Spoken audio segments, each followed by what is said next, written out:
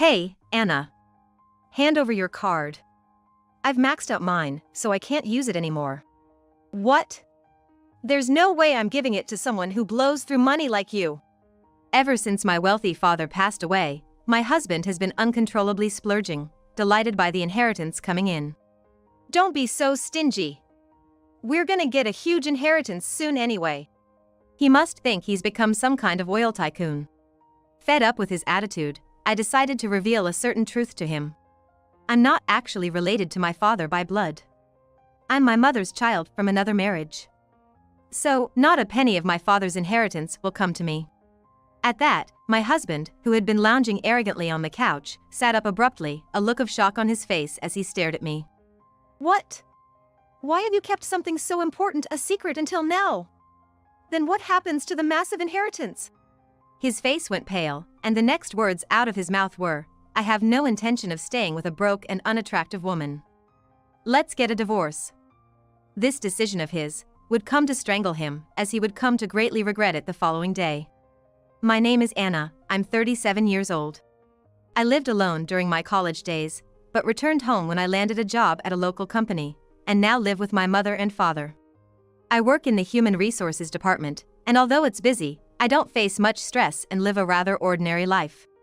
I didn't have any particular hobbies, but after being invited by a coworker, I got into golf and even started attending a members-only golf lesson introduced by my father. I never knew, but my father's golf skills are on par with a professional's, and I was very surprised at his prowess when we played a course together. My interest in golf seemed to make my father very happy, and lately, we've been going out to practice together on his days off, enjoying the game. In fact, this golfing led to a good relationship. There's an older man who attends the same lessons, named John. When we met, I could never have imagined that he would later become my husband. He works for a medium-sized company, just an average guy. Not poor, but not wealthy either. However, he's sincere with everyone, treating me with kindness too. Anna, would you like to go out for dinner after the lesson sometime? I'd like to go golfing together too, let's plan it. That sounds great, definitely. Our relationship began naturally after meeting up more frequently following the lessons. Truth be told, I had never been in a relationship before and was quite passive about love, but I found it easy to talk with John. Honestly, I don't think there could be a more perfect match for me. He's not flashy, but he values stability and lives a serious life, which I find incredibly attractive. Gradually, I was drawn to him, and I accepted his proposal. When I told my parents about our marriage, my dad was overjoyed, saying, now we can all go golfing together. Both of them happily approved of our marriage. Since we started our married life, we haven't had a single argument and have enjoyed our time together golfing, and just like that, 10 years have flown by. Unfortunately, we were not blessed with children, but we agreed that we should enjoy our life together nonetheless. Lately, we've not only been golfing but also enjoying traveling together as a couple. I never doubted that we would continue to spend our retirement years happily together, but tragedy struck unexpectedly. My parents were involved in a traffic accident while returning home from shopping. By the time I arrived at the hospital, they were already gone. According to the police, they were hit by a car that ran a red light and died instantly. I couldn't believe I had lost the two most important people in my life at the same time and sat in a daze on a sofa in the hospital lobby, waiting for my husband and relatives to arrive. Eventually, the day turned to night, and the once noisy lobby quieted down. Then, I saw my husband coming towards me from a different entrance, walking quickly. Anna. I'm sorry for being late. Have the other family members not arrived yet? And how are your father and mother? He must have rushed over from work, his breathing heavy and his shoulders heaving. Unable to meet his gaze directly, I looked away and shook my head. They were already gone when they were brought to the hospital. It's all so sudden, I can't wrap my head around it. I don't know what I'm supposed to do now. My husband gently embraced me as I sobbed. It's okay, Anna. Knowing your father, I'm sure he's left you a proper inheritance. So you don't have to worry about anything. Inheritance. It's not the money I'm worried about. I just never thought they would pass away so soon. I can't imagine life without them, and I can't accept it yet. I shared with my husband the raw emotions I was feeling. Of course, there are a mountain of things to do now, like the funeral and complicated procedures. But for now, I just wanted my husband to understand and comfort me. However, he uttered something unbelievable. Well, I get how you're feeling right now. But from my point of view, this accident is like a windfall. What? Did I hear that right? Wait, what did you just say? So I said it's like hitting the jackpot. I've been waiting for this moment ever since marrying Anna. It's been so long. Over 10 years of waiting, and they've finally passed. Now I can say goodbye to that crappy company and live it up. John continued, laughing as if he had been freed from something. Is this John? My calm and serious husband? The John the First No is a kind person who would cry with me in times like this. Not someone who would bring up inheritance right after my parents passed away. I was quite panicked by the situation. So? Let me ask again, how much are we talking about from the inheritance? Your dad must have saved a lot of money. Plus, that house is in a great location and it's huge. With a little renovation, it could sell for a good price, right? John, what are you talking about? I'm talking about the inheritance. How much do you think it will be? I don't know right now. Did you marry me just for my parents' inheritance? I asked, trying to make sense of the situation despite my turmoil. Obviously. Who else would marry someone like you? You didn't think, even for a moment, that I approached you for money? John said dismissively, laughing at me. I was speechless at my husband's cruel words. So, how much is it? He kept asking about the inheritance, his eyes shining with greed. Indeed, my father was a well-known wealthy man in the area, respected by many. Though a bit away from downtown, he owned a lot of assets including land, real estate, and mountains. However, we had never discussed such matters before getting married, or even after our marriage was decided. John, when did you find out about my father's inheritance? I asked my husband, trying to hide the tremble in my voice.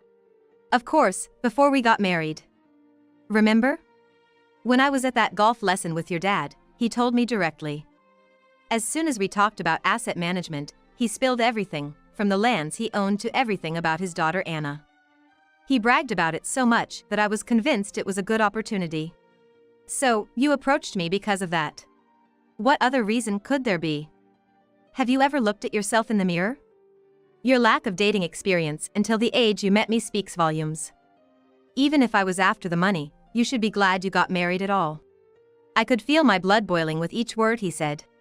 My husband married me, not out of love, but for the inheritance, waiting eagerly for my father to pass away. The anger towards my husband's scheme and the shame of not seeing his true colors sooner made me feel like I was about to cry again, but I desperately held back. Crying now would feel like losing to this terrible man. I get it, John, I understand your plan, so please, no more. I don't know how much we will get from the inheritance. Right now, my head is full of my dad and mom, so let's talk about this when things have settled down. My husband looked displeased but only replied with a got it. After that, busy days continued with arranging the funeral and dealing with bureaucratic procedures. There was so much to do that I had no time to mourn my parents' deaths.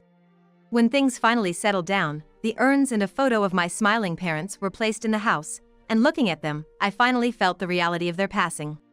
I cried my heart out in front of the altar. Meanwhile, my husband, without any consideration for my feelings, was overjoyed at the prospect of the inheritance and started living a lavish lifestyle on his own.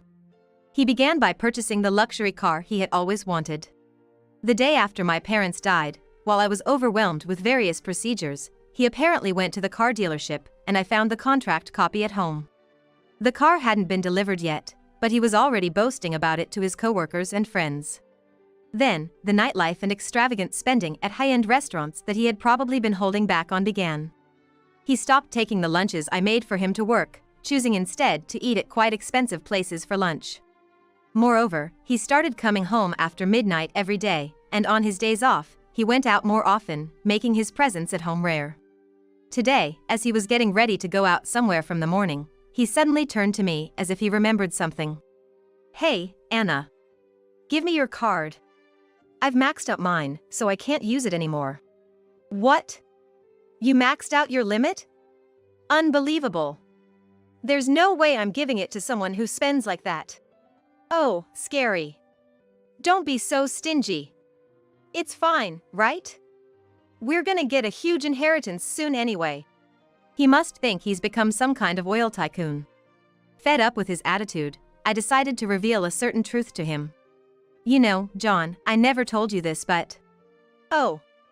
Finally gonna tell me how much the inheritance is. Don't beat around the bush, just tell me. I'm not actually related to my father by blood. You get what I mean? At that, John, who had been lounging arrogantly on the couch, sat up abruptly, a look of shock on his face as he stared at me. My mom was divorced, and she remarried to my dad. I was her child from another marriage, so there's no blood relation between me and my dad. That means I won't get a penny of the inheritance. What? Why have you kept something so important a secret until now? Then what happens to the massive inheritance? I don't know. Probably my dad has several siblings, so it'll likely be divided among them. It seems like you had a misunderstanding, John, but you're gonna have to figure out how to pay for that maxed out card on your own, okay? No way! This has to be a lie! John's face went pale.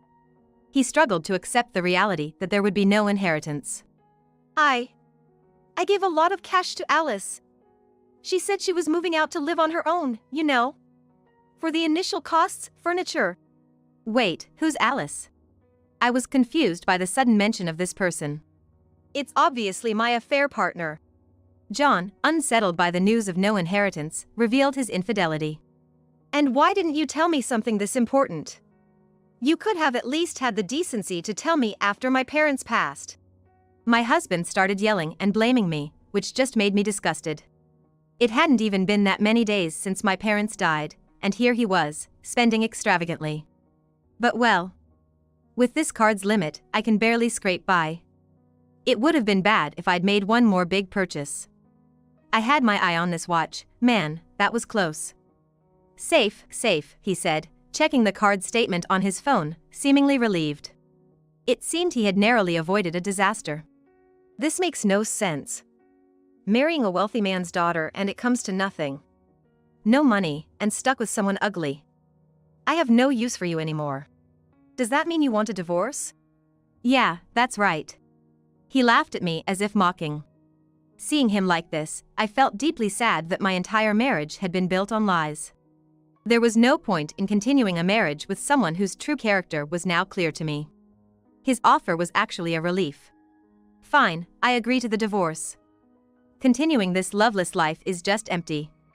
However, I demand alimony for your affair and that you waive any claim to assets. Since you confessed to the affair, that's only fair. I don't care. If it means I can get away from you a second sooner, any condition is cheap. We can go to the courthouse right now and file for divorce if you want. True to his word, we went straight to the city hall and quickly finalized the divorce. When we got back home, he packed his things and left for Alice's place. I didn't bother to see him off, I just listened to him leave. The next day, I went to my parents' house.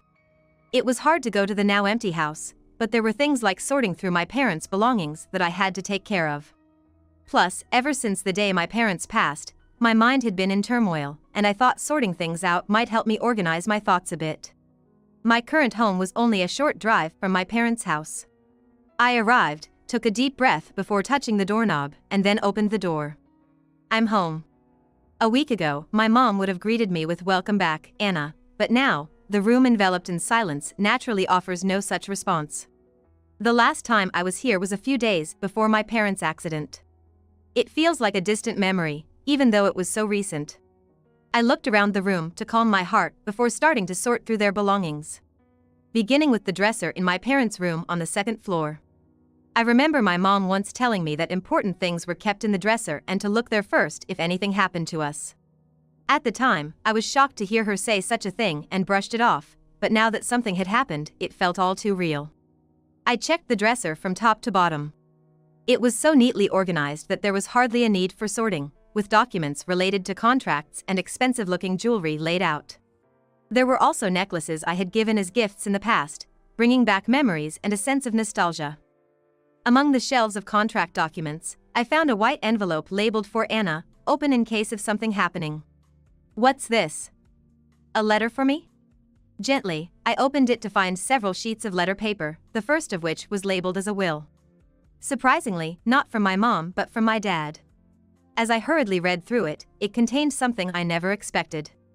It mentioned how he thought of me as his true daughter, even though I was my mother's child from another relationship.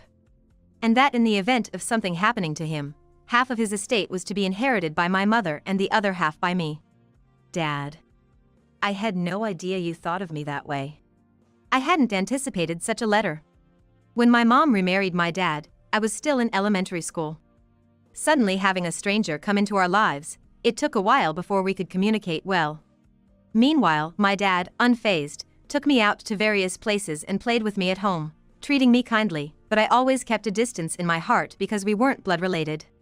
But reading this letter now, I felt as if a gaping hole in my heart was being filled, spreading a warm feeling throughout. At the same time, I felt a sense of divine retribution against John for all his selfish actions, and it was quite satisfying. That's it, I thought, pulling out my phone from my pocket to take a picture of the letter's contents. After all he put me through, it was my turn to have the last laugh. With that thought, I immediately sent the photo to John, hoping to show off. I half expected to be blocked, but to my surprise, he read the message immediately and called. At first, I ignored his persistent calls, but eventually, I answered. Hello, John? Hello? What do you mean, hello? What's with this will? You said you were just a stepchild and that the inheritance would be divided among your dad's siblings, didn't you? John yelled, complaining to me. I thought so too at that time. Today, when I went to my parents' house to sort through their things, I just happened to find that will. I had no idea Dad thought that way. Talk about a windfall. My words seemed to fan the flames of John's anger, and he began to yell even more. This is fraud. You must have lied because you didn't want to give me the money, right? If that's the case, I have a right to that inheritance too. Right to inheritance? We got divorced yesterday, remember? Or did you forget already? Damn it. I'm not giving up on that inheritance. If you don't give me that money, I'll storm over to the house. John even resorted to threats. But there's no reason for me to give John any inheritance. Enough with the nonsense. You were the one who agreed to a divorce and waived any claim to assets just yesterday. And what did you say? That getting away from me was worth it. The divorce papers have been processed, we're strangers now. You won't get a penny of the inheritance. Looks like you rushed the divorce and lost out, truly pitiful. Hearing my words, John was yelling something, but realizing that spending any more time on him was a waste, I quickly hung up and set my phone to block his calls. I carefully put the letter back in my bag to make sure I wouldn't lose it and went back to sorting through the belongings. Memories kept surfacing with each item I found, pausing my work, but by dusk, I had mostly finished sorting everything. Leaving my parents' house, I got into my car, but recalling the conversation with John, I made a call to a certain place before heading back home. When I arrived, true to his word of storming over, there was John, filled with rage, waiting for me. You sure took your time cleaning up. Well, yeah. It took a while to find all the documents and stuff. So, what do you want? I stared John down, trying not to be intimidated, and kept the conversation going to buy some time. Don't play dumb. It's about the inheritance. You brought back bank books and stuff, right?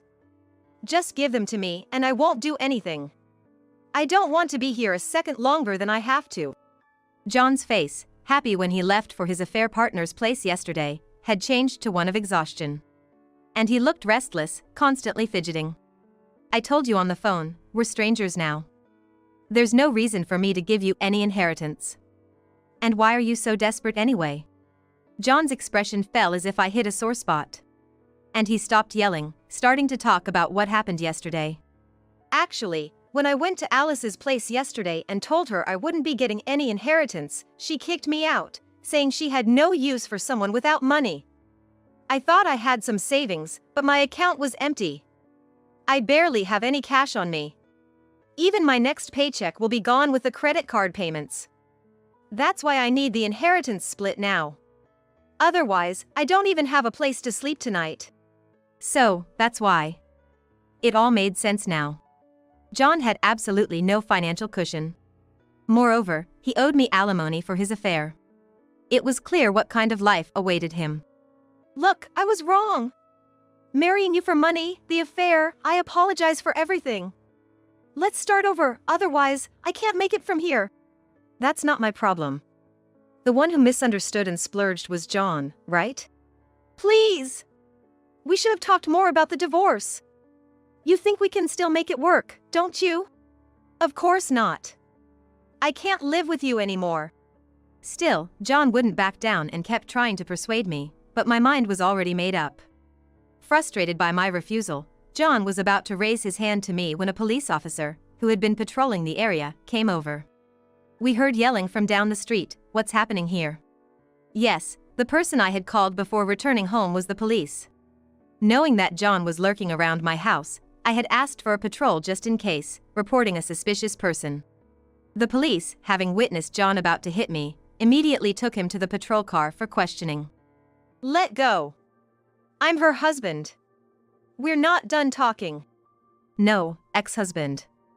He's a stranger to me now. Please take him away. I was saved in the nick of time. After receiving a stern warning, John was quickly released, but since then, he has not loitered near my home, and I've regained peaceful days. Rumor has it, John's affair partner was a colleague from the same company, and they were both fired for violating company compliance. I don't know what they're doing now, but they must be living in poverty. A fitting end for someone blinded by greed. Though I've lost both my parents and divorced my husband, leaving me alone, I'm trying to live positively. I hadn't been able to go because I wasn't in the mood, but I've resumed my golf lessons. I've been praised more during lessons, and I'm grateful to my dad for giving me such a great hobby, enjoying my days filled with fulfillment. Thanks to the lessons, I've made friends and found more reasons to smile. As for the inheritance, I haven't squandered a penny and still have it saved in my account. I'm determined not to end up like John and am living a prudent life. Today is a beautiful sunny day, perfect for golf. Holding my dad's putter, I enjoy golf amidst nature. Every time I hold the putter, I feel like my dad is always with me, encouraging me. And I'll continue to live with a smile, cherishing the precious memories my parents left me.